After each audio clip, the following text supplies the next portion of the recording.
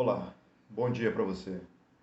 Hoje eu espero que você esteja desfrutando da graça e da paz que só o Senhor Jesus Cristo pode te dar. Hoje nós vamos falar um pouco sobre escatologia, a doutrina dos últimos acontecimentos ou das últimas coisas. Uma doutrina bíblica que iremos comentar aqui a respeito dela. Claro que não tenho a pretensão aqui com esse vídeo de esgotar todo o assunto, mas vamos falar de forma geral, para aqueles que irão passar pelo concílio, para aqueles que gostam de se aprofundar nas doutrinas bíblicas. Acredito que esse material vai abençoar a sua vida. Então, vamos para ela. Escatologia. Escatologia é a doutrina dos últimos acontecimentos. O fato mais importante da escatologia é a segunda vinda de Cristo. E a segunda vinda de Cristo, ela se dará de forma pessoal. Atos 1:11 vai nos dizer: os quais lhes disseram: homens galileus, por que estáis olhando para o céu? Este Jesus que dentre vós foi recebido em cima no céu, há de vir assim como para o céu o vistes ir. Então essa segunda vida se dará pessoal. Também se dará física. Hebreus 9:28. Assim também Cristo, oferecendo-se uma vez para tirar os pecados de muitos, aparecerá segunda vez sem pecado aos que esperam para salvação. Essa segunda vinda também será visível.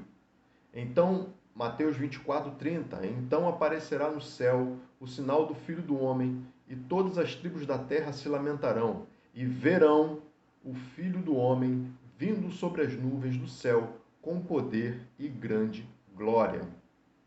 Também será repentina.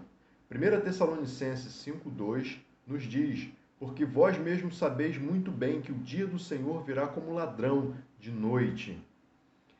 Essa segunda vinda também será gloriosa e triunfal. 1 Coríntios 15:25 nos diz: porque convém que reine até que haja posto a todos os inimigos debaixo dos seus pés. Existem algumas concepções sobre o estado intermediário, que é esse estado entre a morte e a ressurreição, quando Cristo voltar na segunda vinda. Algumas teorias sobre ele. Existe a teoria sobre o sono da alma. O que é esse sono da alma? É o ensino de que no período entre a morte e a ressurreição que ocorrerá, a alma fica em um estado de inatividade. Ou seja, uma espécie de ato de dormir mesmo, né? A alma está dormindo, está descansando, não sabe de nada, não está entendendo onde está, não tem um conhecimento. Então ela está aguardando, depois da morte, essa alma aguarda a volta de Cristo para que ela, né, tome consciência novamente. Existe uma segunda teoria, alguns acreditam no purgatório. O que é o purgatório? O purgatório, para alguns, significa a graciosa possibilidade que Deus concede ao homem de poder e dever na morte, né, após essa morte, amadurecer radicalmente, ou seja, uma segunda oportunidade para que esse homem passe por um processo doloroso, né, como todos os processos de educação, de ascensão, no qual ele se purifica, né, nesse processo ele é purificado, para que então tenha a possibilidade de chegar diante de Deus. Então essa é a doutrina do purgatório. E existe a terceira doutrina, que é aceita pelos ortodoxos, que é a ressurreição instantânea. Ou seja, o que diz essa doutrina? Diz que no estado intermediário, os crentes e incrédulos experimentam, respectivamente, a presença e a ausência de Deus após a morte física. Isto está baseado lá em Lucas 19:31. Nós vamos ler o versículo 22 e 23, que diz assim: E aconteceu que o mendigo morreu, e foi levado pelos anjos para o seio de Abraão. E morreu também o rico, e foi sepultado. E no inferno ergueu os olhos, estando em tormentos, e viu ao longe Abraão e Lázaro no seu seio. Então, após a morte, os crentes em Cristo irão ao céu, e os não crentes em Cristo irão ao inferno, que é a ausência eterna de Deus. Mateus 25, 46 também é um texto que corrobora isso. E irão estes para o tormento eterno, mas os justos para a vida eterna. A segunda morte, a primeira morte é a morte física. A segunda morte é a morte espiritual, é a separação eterna de Deus. Romanos 6, 23 vai nos dizer isso. Porque o salário do pecado é a morte, mas o dom gratuito de Deus é a vida eterna por Cristo Jesus, nosso Senhor. Agora nós vamos ver um pouquinho sobre as concepções sobre o milênio. Existem 3 linhas teológicas sobre o milênio, sobre as concepções do milênio. A primeira delas é o pós-milenismo. O pós-milenismo, ele não é literal, ele não entende o milênio, né? O milênio aqui são os 1000 anos que Cristo governará com a sua igreja. Esse pós-milenismo, ele não é literal, não são 1000 anos contado cronologicamente. O pós-milenismo é a concepção de que a pregação do evangelho será tão bem sucedida que o mundo se converterá. Quando o evangelho tiver produzido todo o efeito que foi determinado para que todos se convertam, Cristo retornará após o milênio.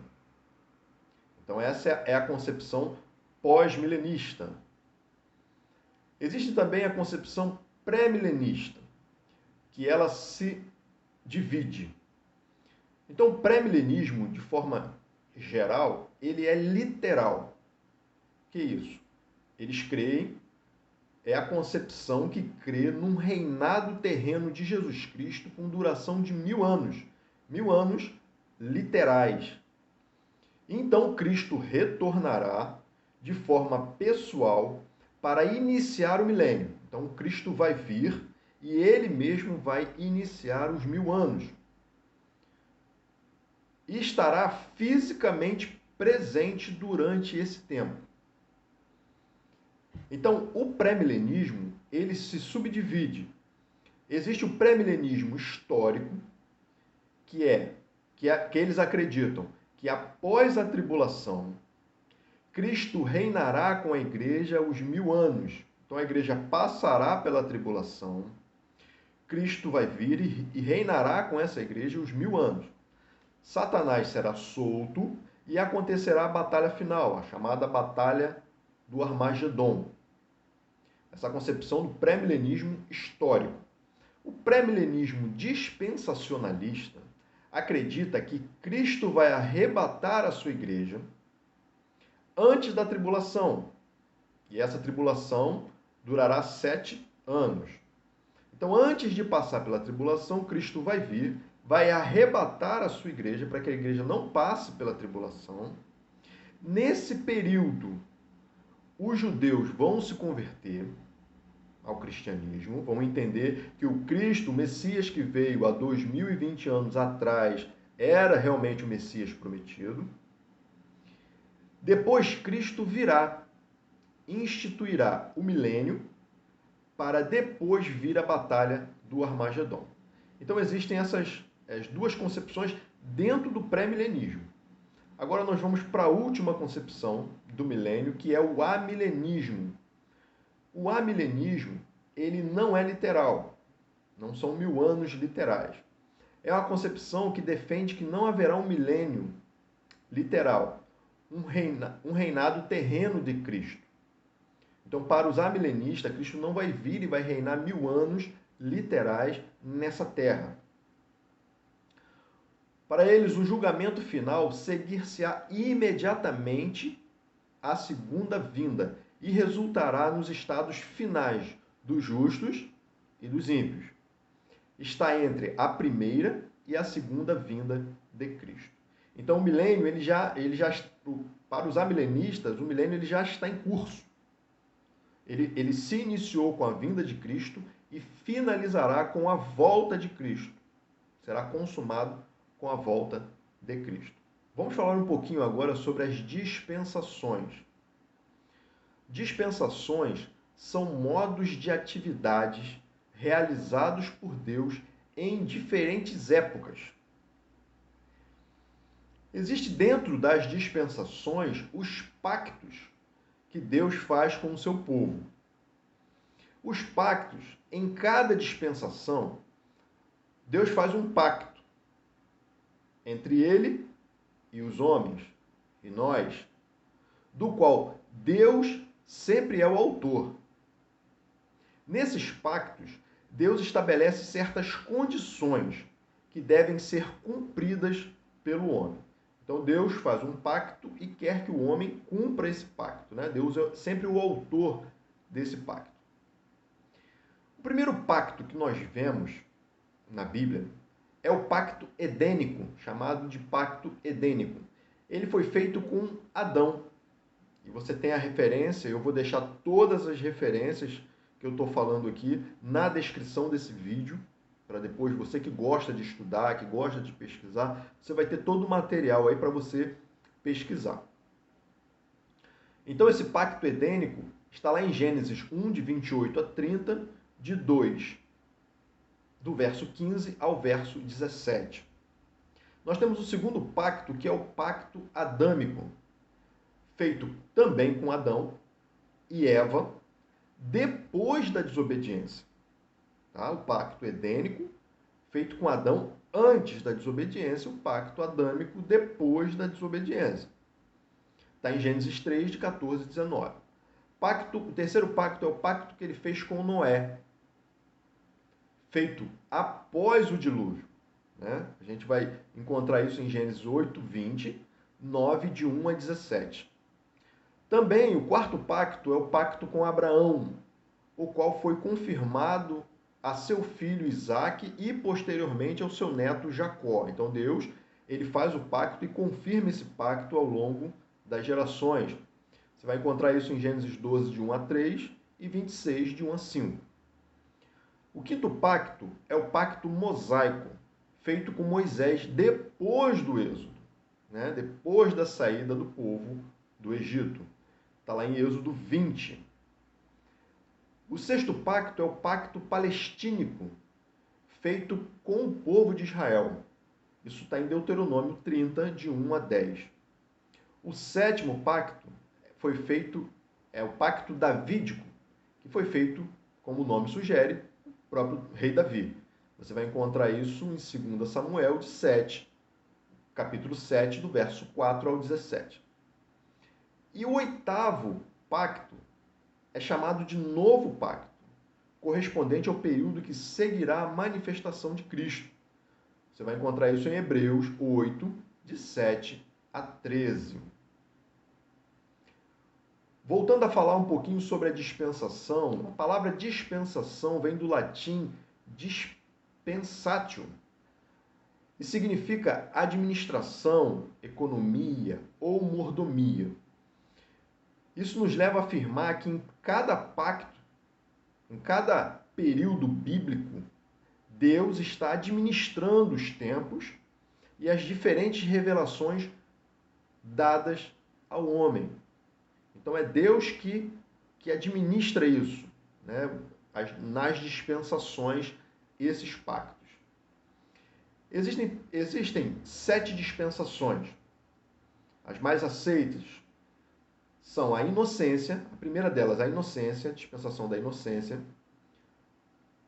que você encontra em Gênesis 1, 26 e 28, e de 2 a 15 a 17. A segunda dispensação é a dispensação da consciência, que está em Gênesis 3, de 5 a 7, no verso 22 também, e no capítulo 4, verso 4. A terceira dispensação é a chamada governo humano, que está em Gênesis 9, de 1, 9, 1 e 11, de 1 a 4. A quarta dispensação é a dispensação da promessa. Gênesis 12, de 1 a 7, e Êxodo 1, de 8 a 14. Temos a quinta dispensação, que é a dispensação da lei. Êxodo 19, de 3 a 8, e 2 Reis 17, de 7 a 20. Temos também a sexta dispensação, a dispensação da graça. Você tem isso em João 1, 12 e Romanos 8, de 1 a 14. E por fim, temos a sétima dispensação, que é a dispensação chamada dispensação do reino ou milênio, que você encontra ela em Isaías 11, de 3 a 5, e Apocalipse 20, de 11 a 15. Em cada período dispensacional, né, das dispensações, nós temos 4 coisas que se destacam nesses períodos. A primeira delas é uma nota dominante. Há sempre uma nota dominante, ou seja, os pactos e o amor de Deus. Né? Deus faz um pacto, mas Deus cumpre esse pacto, né? Deus estabelece esse pacto com amor. Né? Isso é importante. A segunda coisa é que sempre há um propósito. Né? Um propósito definido no plano de Deus. Uma nova revelação de Deus. Normas. Algumas normas são abolidas, outras continuam, outras que são acrescentadas.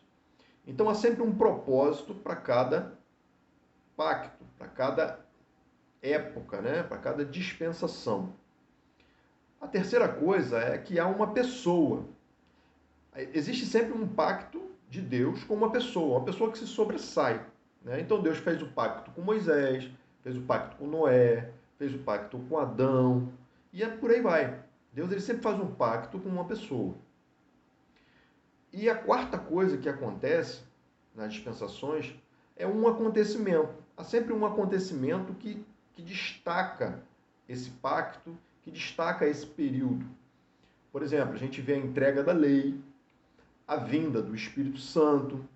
Ou seja, sempre acontece algo, existe um acontecimento que se destaca dentro desse pacto em cada dispensação. Agora nós vamos falar um pouquinho sobre céu. O que é céu?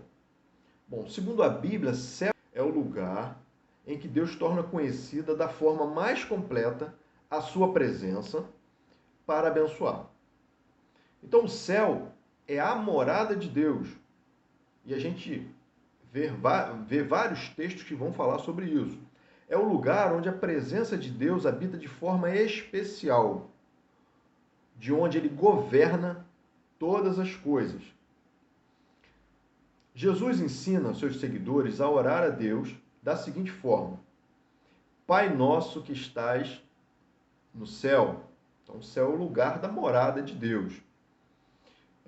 Muitos questionam, né? Mas aonde é o céu? Nós, nesse tempo, né, nós não conseguimos contemplar o céu. Mas, pelo que a Bíblia, pela direção que a Bíblia nos dá, a gente entende que é o local onde Deus mora. Algumas pessoas foram revelados o céu, né? Mas é uma revelação tão maravilhosa que não dá para traduzir em palavras realmente a grandeza desse céu.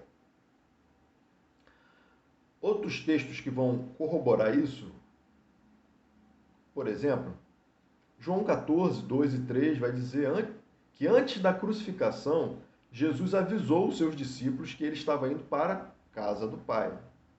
Na casa do meu Pai há muitas moradas, se não for assim, eu teria dito, vou preparar-vos lugar, e aí voltarei, né, para que onde eu estiver, vós estareis também comigo. Jesus ascendeu ao céu com um corpo ressurreto. Isso está lá em Atos 1, de 9 a 11. No testemunho de Estevão, antes de morrer apedrejado pela causa do Evangelho de Cristo, ele declarou que estava vendo o céu aberto e o Filho do Homem em pé à direita de Deus. Coisa maravilhosa, né, irmãos? Que visão maravilhosa. Isso está lá em Atos 7, 55 a 56. O apóstolo Pedro também ensina que Jesus subiu ao céu e agora está à direita de Deus. Você vai encontrar isso em 1 Pedro 3, 22. Agora vamos falar um pouquinho sobre inferno. Existe uma realidade do céu, onde Deus habita, onde nós estaremos indo para lá, aqueles que creem em Jesus Cristo como o único, suficiente Senhor e Salvador. Mas existem também, a gente não pode deixar de falar, a realidade do inferno, né? O inferno também existe, é um lugar de castigo eterno, onde haverá plena consciência, feito para o diabo e seus anjos e para os incrédulos. Ou seja, na verdade, o inferno foi feito para o diabo e seus anjos. Nós vamos para lá de intrusões. Nós vamos para lá porque não reconhecemos Jesus Cristo como nosso Senhor e Salvador. Porque Deus não criou o inferno para a humanidade. Muito pelo contrário, Ele criou o céu para a humanidade. Porque o desejo de Deus é que nós estejamos com Ele para sempre. Bom, a palavra inferno é de origem latina, significa profundezas. Essa palavra não aparece originalmente na Bíblia, mas foi utilizada para traduzir 4 termos originais nas Escrituras, sendo ele Sheol, Hades, Geena e Tártaro. Então a Bíblia fala desses 4 lugares que estão relacionados ao inferno, lugar de tormento, lugar de dor, lugar de morte. O Geena, a gente não vai falar sobre todos eles, né? Mas o Geena é o termo que aparece no Novo Testamento para designar esse lugar, para designar o inferno. Geena é uma adaptação grega do hebraico Geinom, que significa terra de Inom, referindo-se a um vale no sul de Jerusalém, onde eram oferecidos sacrifícios humanos ao deus pagão Moloque. Mais tarde, esse lugar passou a ser o lugar de incineração do entulho que vinha de Jerusalém, ficando constantemente um fogo aceso. Nos evangelhos, Jesus ele utiliza a figura desse lugar para referir o local do castigo dos ímpios, pois seus ouvintes sabiam muito bem o contexto histórico de abominações que cercava aquele vale. Então, era o vale que o fogo, né, não se apagava, e que ficava ali aceso dia e noite. Então, tudo que era coisa ruim era depositado ali. Né? Já no Antigo Testamento, era sacrifícios humanos. Então, era um lugar que tinha um peso, né? É um lugar que ninguém queria estar. Então, Jesus compara esse lugar, compara esse vale ao inferno. A Bíblia descreve o inferno como sendo um lugar onde o fogo nunca se apagará. Mateus 3:12. A fornalha de fogo, Mateus 13, 42, 50. Um lugar de choro e ranger de dentes, Mateus 24, 51. Um lugar preparado para o diabo e seus anjos, Mateus 25, 41. Um lugar onde o verme que atormenta o ímpio nunca morre, Marcos 9, 48. O lugar da destruição eterna, 2 Tessalonicenses 1, 9. O lugar das mais densas trevas, Judas 1, 13.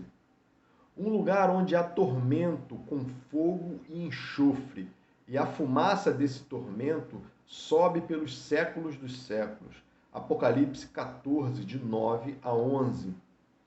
Um lugar onde o castigo é constante, não cessando nem de dia nem de noite. Apocalipse 20, 10. O lago de fogo que arde em enxofre. Apocalipse 21, 8. Então, meus queridos, falamos um pouquinho aqui, é claro que de forma geral, sobre escatologia, doutrina das últimas coisas ou dos últimos acontecimentos. Pegamos aqui os acontecimentos mais falados, né? E demos uma pincelada aqui em cima deles. Espero que você tenha aprendido e eu espero que você não fique apenas como ouvinte desse vídeo, mas que você busque as referências, que você estude mais, queira saber mais e, principalmente, entenda que o evento mais importante da escatologia é a segunda vinda de Cristo e que você esteja preparado para essa segunda vinda, que você esteja com seu coração em paz diante de Deus, porque já aceitou o Cristo que veio e morreu na cruz pelos nossos pecados. De tudo isso, essa síntese é a mais importante. Deus abençoe sua vida em nome de Jesus. Amém.